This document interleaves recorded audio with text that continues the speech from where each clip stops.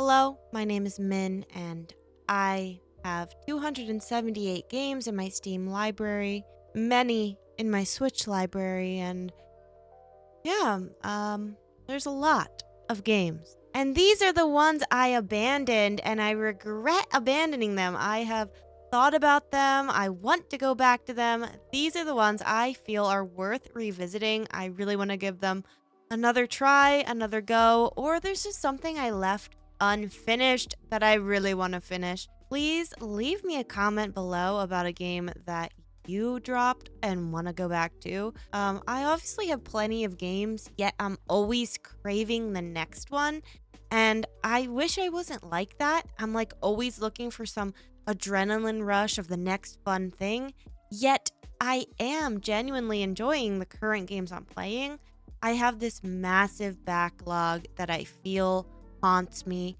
And yes, I've watched the essay video about how, oh, it's fine, everybody drops games, but I feel like there are games that I just want to go back and play, and that's normal. And so, I don't know, I'm rambling. Let's get into the video. The first game that I have pretty much abandoned is Gourdlets.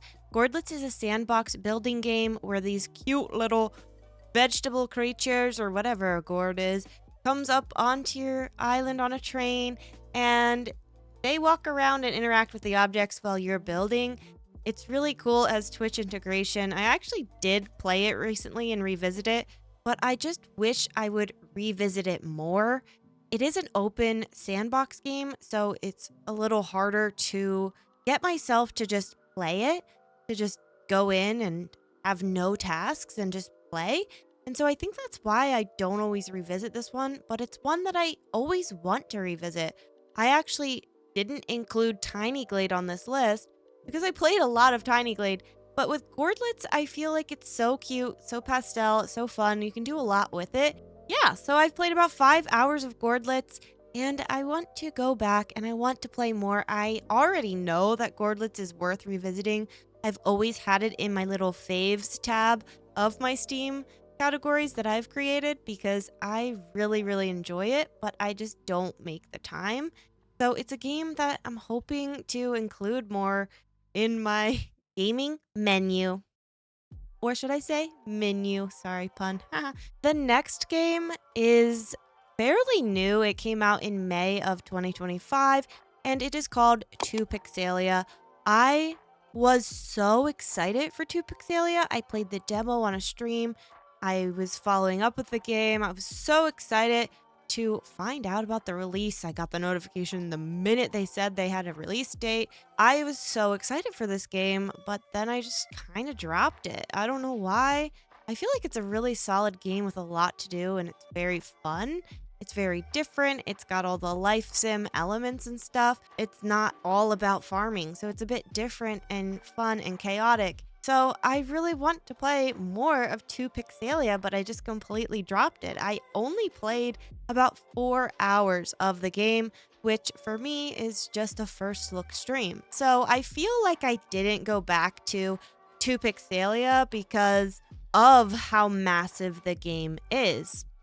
I think that I play too many games that are big and open-ended, and although I love those games and I crave those games, I have a hard time balancing them. So I'm trying to play. So I'm trying to figure that out. Like, how can I get this game to fit in while also creating content about the new games? So it's a hard balance to do. And Pixelia is a game that I just wish I had played more, and I really crave going back to it. So I think I might bring Pixelia back eventually. Just gotta figure out how I can fit that in with all my games that I've been playing. The next game is called Spirit Tea, and I truly loved this game when it first came out. It came out in November of 2023, so a few years ago, but it only feels like it was last year to me for some reason.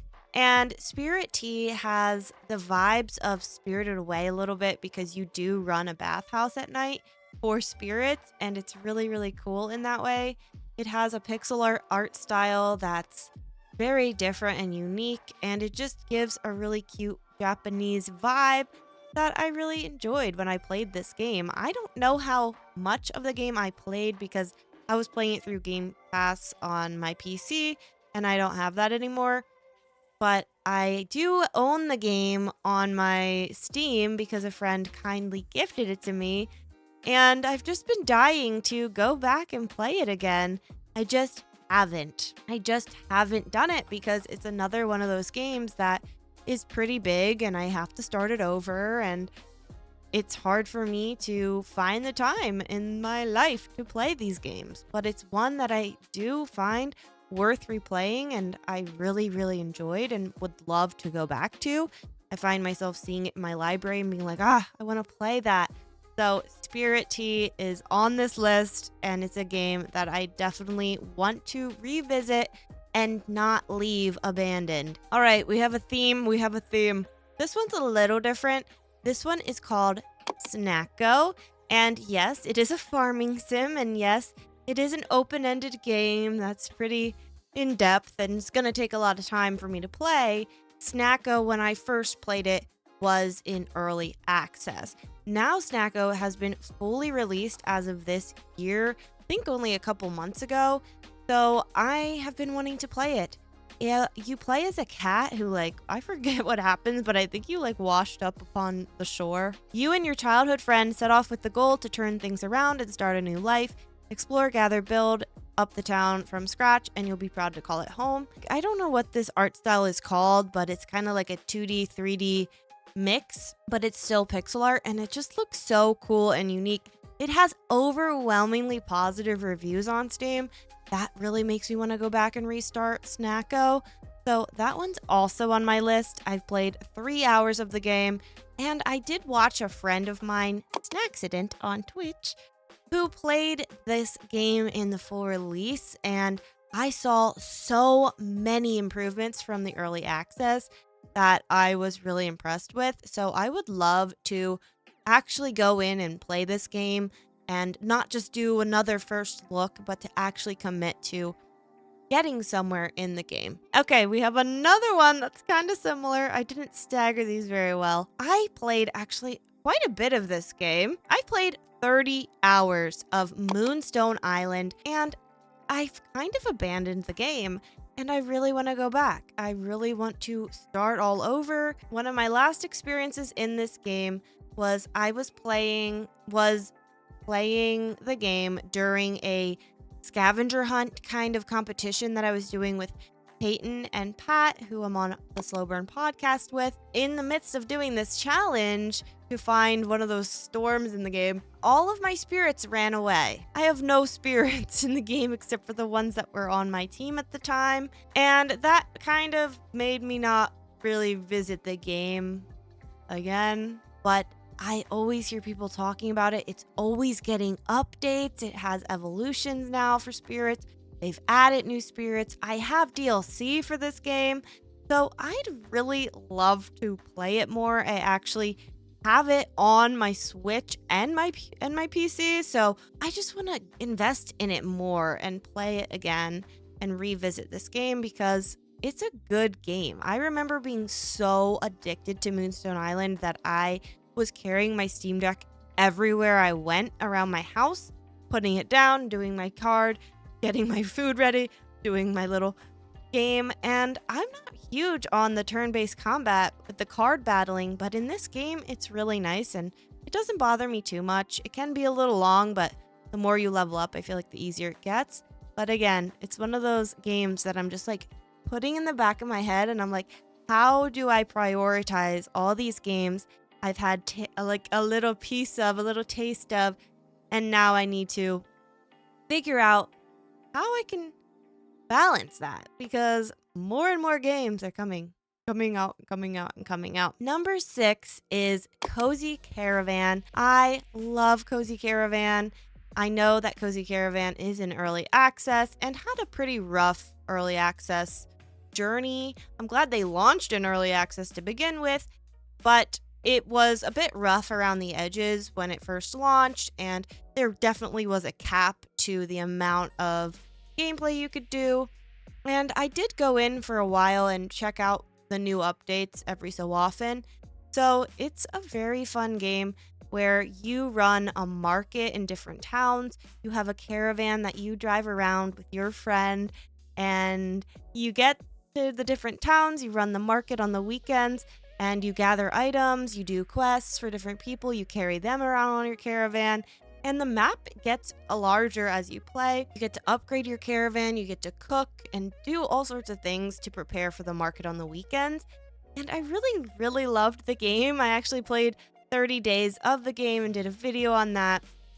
And I do enjoy it, and I want to play it definitely when it comes out in full release. But I'm also wondering, do I go back and revisit that soon? I think I will. I really, really like the game. Plus, you can be a strawberry cow, so that's great. I love it. Number 7 is a game that is more holiday themed. This is a shorter game, but I abandoned it. It is called Panko Park, and it is a game that I would like to play more of 100%. And I was thinking that this could be a game I revisit maybe every Halloween because it's so fun and cute and just has the perfect amount of spice. Panko Park is similar to Pokemon Snap, where you go around and take pictures of the different creatures, except for something about it is even more fun to me than that game. In Panko Park, you take pictures of spookier, creepier creatures, and it's very, very fun. It's very cute.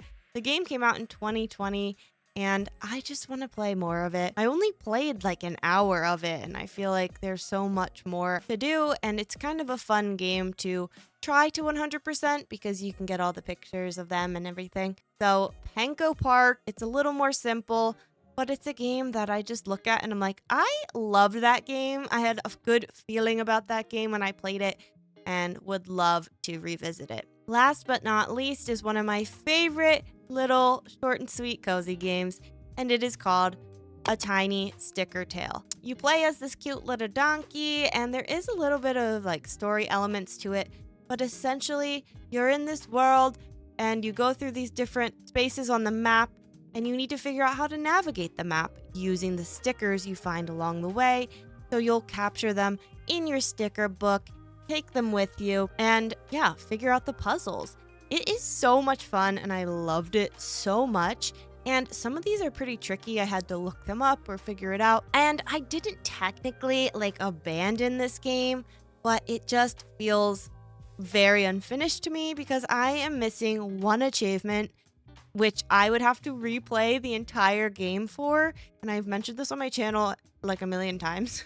It kills me. I really want to replay it just to get that last achievement because it's such a good game. It's so fun and it's just so good.